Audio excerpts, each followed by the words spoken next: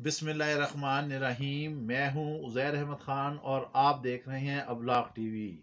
आज वज़ीर आज़म ने अपोजिशन को चारों खाने चित कर दिया है।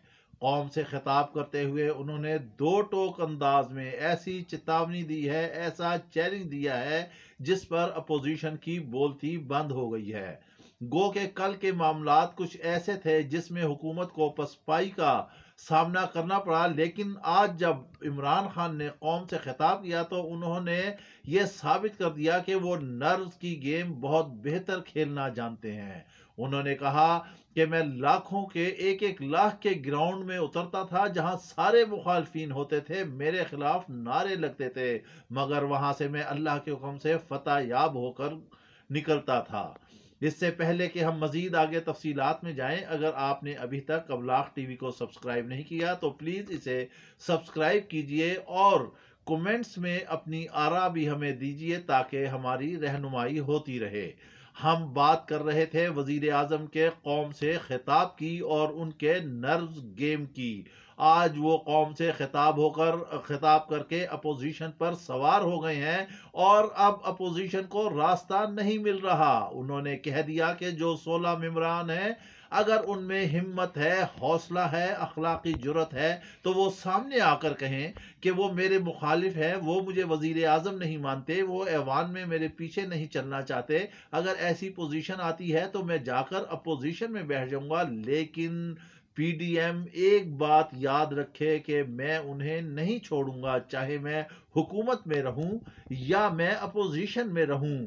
ये हुक्मरानी, ये चीज़ें, ये लग्जरी लाइफ मेरे लिए कोई हैसियत नहीं रखती। अल्लाह ताला ने मुझे दुनिया में शोहरत भी दी, माल भी दिया, सब कुछ दिया, लेकिन मैं जब हुकूमत में नहीं था तब भी मैंने ये फैसला किया था कि जब भी अल्लाह ताला ने मुझे मौका दिया तो मैं इन करप्ट लोगों को नहीं छोड़ूंगा। वजीर आजम का अज़्म मुसम्मम है, इसमें कोई शक नहीं, लेकिन यहाँ हम ये कहेंगे थोड़े से उनके अमल में फ़र्क है, क्योंकि अगर वो अपनी सफ़ों से मामला शुरू करें तो बहुत अच्छा है। बात हो रही थी मुनहरिफ अराकीन की जिन्होंने खुफिया बैलेटिंग में हुकूमत के खिलाफ वोट दिया और इसकी वजह से गिलानी जीते और हफीज शेख जो है उन्हें हजीमत का सामना करना पड़ा। अब बिल्कुल बात सही है, वजीर आजम की उन्हें आना चाहिए, सामने आना चाहिए। इसी दौरान वजीर आजम की और आर्मी चीफ की मुलाकात हुई और उसमें आईएसआई के डीजी भी मौजूद थे। वहां पर सारे मुल्की मामलात, मौजूदा सियासी हालात जो है वो जेर बहस आए और वजीर आजम इस वक्त इस पोजीशन में हैं, वो फैसला करने की पोजीशन में हैं कि वो कोई फैसला करेंगे और जिससे हफ्ते के दिन सियासत में एक नई दाग बेल पड़ेगी।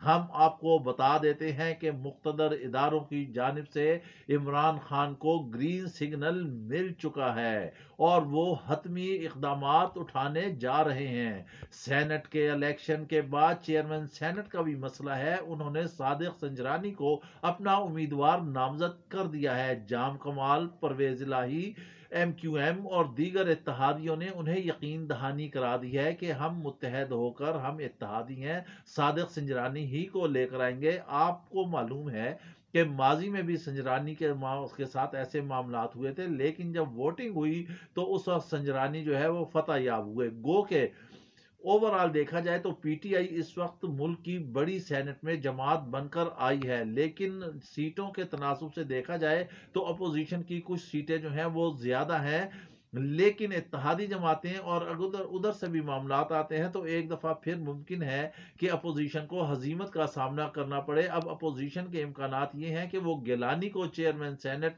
का उम्मीदवार बनाने के इम्कानात हैं, क्योंकि बिलावल इस बारे में ऐलान कर चुके हैं। बिलावल कहते हैं कि अब हम बताएंगे कि वजीर आजम को कब और कहाँ जो है वो एतमाद का वोट लेना है। और मरियम नवाज ने कहा है कि नून लीग को तोड़ने वाले अब खुद ही तकसीम होते जा रहे हैं। अपोजिशन की खुशख्यालियाँ बहुत अच्छी हैं, हुकूमत को दीवार से लगाने के इकदाम भी उनके अच्छे हैं। अगर हुकूमत आज दीवार से लगी है तो इसमें भी कप्तान की अपनी गलतियाँ हैं। किस ये कि 2.5 साल के दौरान उसने क्या किया, उसने कौम को क्या दिया। करप्शन के खिलाफ नारा लगाया, मगर क्या अपनी सफ़ों में उन्होंने ऑपरेशन किया? क्या अपने जो करप्ट लोग थे उन्हें उन्हें जेलों में पाबंद सलासल किया? नहीं।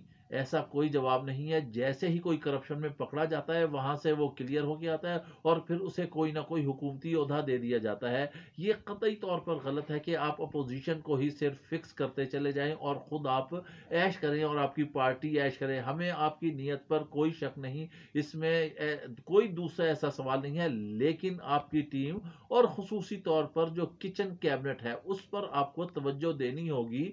नवाज शरीफ को भी किचन कैबिनेट ने मरवाया, जुल्फकार अली भुट्टो को भी किचन कैबिनेट ने मरवाया। आप माजी की तारीख देख लें, जो जो हुक्मरान है। दूसरा, आप जरा खुशामद पसंदी से कप्तान